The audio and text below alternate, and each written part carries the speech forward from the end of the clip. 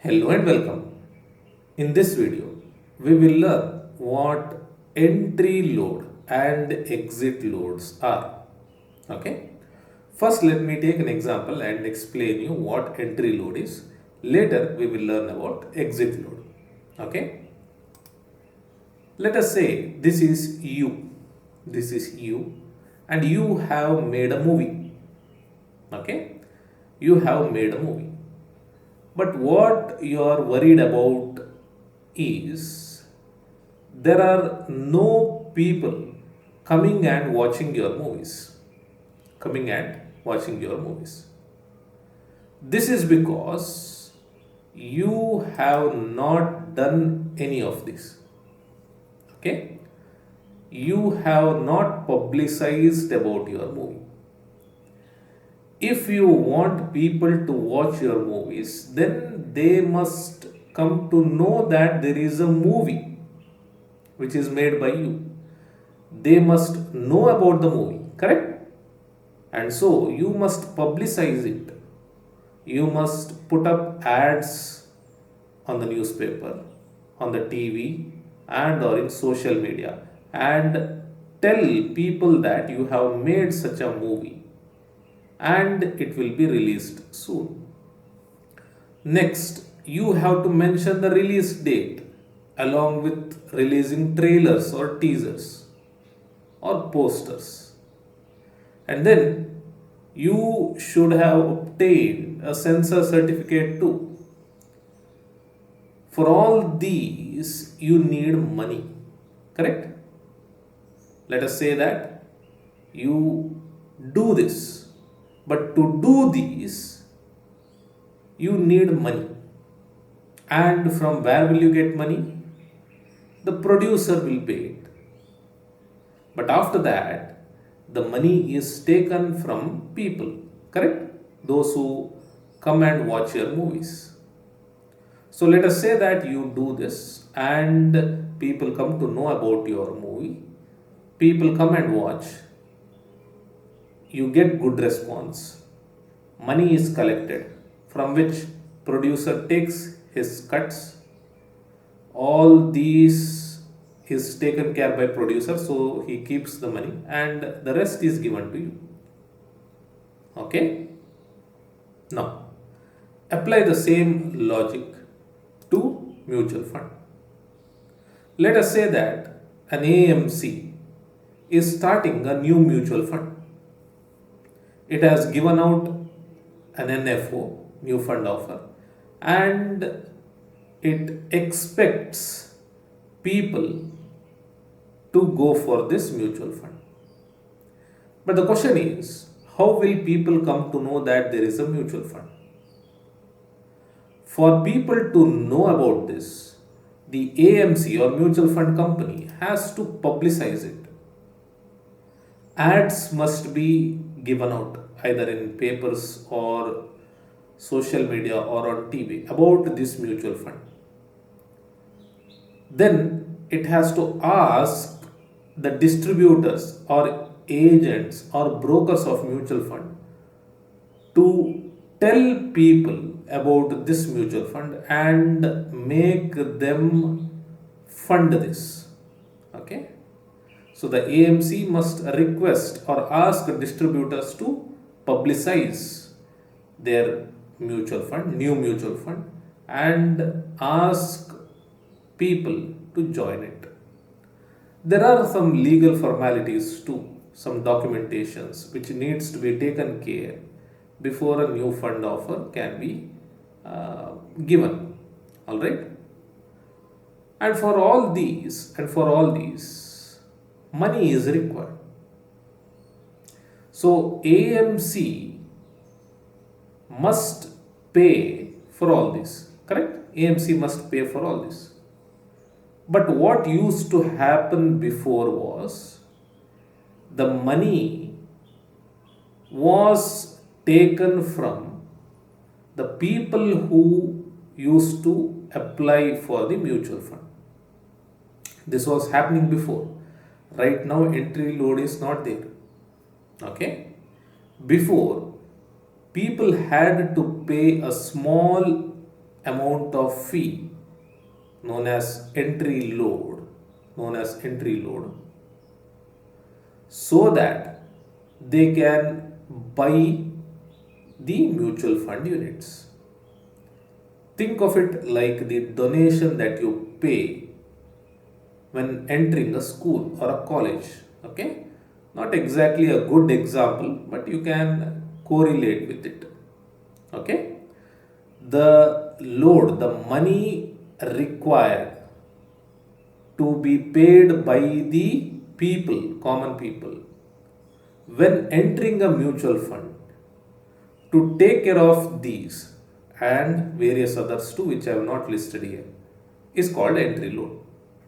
And right now, entry load is not there. Everything is taken care by expense ratio. Alright? Yes. Now I think this is enough about entry load. There is much to explain, but it is not necessary because entry load is not there right now. Coming to exit load. Let us say that there are 5 people and this is you. Okay? On Jan 1st, these 5 people invest in a mutual fund and the invested amount is 5 lakh rupees. Let us say this person invests 1 lakh, 1 lakh, 1 lakh, 1 lakh, and you also invest 1 lakh. So 5 lakh is invested in a mutual fund on Jan 1st. Now this 5 lakh collected from these people are invested in various assets using, by the fund manager. Let us say the fund manager invests this in various assets. And when is this? On Jan 1st. Let us say that on Jan 2nd, you ask your money back. Okay? On Jan 1st, you gave 1 lakh rupees to the mutual fund company, but due to various reasons or due to some reason, you say that you want your money back on Jan 2nd. Now imagine the condition of mutual fund company. It has collected money from all of you and it has invested your money in various assets. Now on the very next day, if you ask your money back, where will the mutual fund company give it from? Correct? They cannot just go and sell away the assets and give your money back. That is not possible. So one thing that they can do is they can keep small amount of money without investing it anywhere. Let us say out of this 5 lakh, only 4 lakh rupees is invested and 1 lakh rupee is kept aside to take care of things like this. But see, this is a disadvantage for all, correct? Everyone had invested and total was 5 lakh, but the mutual fund company has to keep aside 1 lakh to take care of cases like this. So only 4 lakh rupees gets invested and so the return will also be less, which is a disadvantage for all this, correct? So this is why the company charges an exit load to discourage people from asking their money back too soon. Okay? Now, if someone asks money like this very soon after investing, then there will be a small percentage called as exit load, which will be cut from the money and then given back. For example, let us say 10%. Okay, let us say, just for example, 10% is the exit load.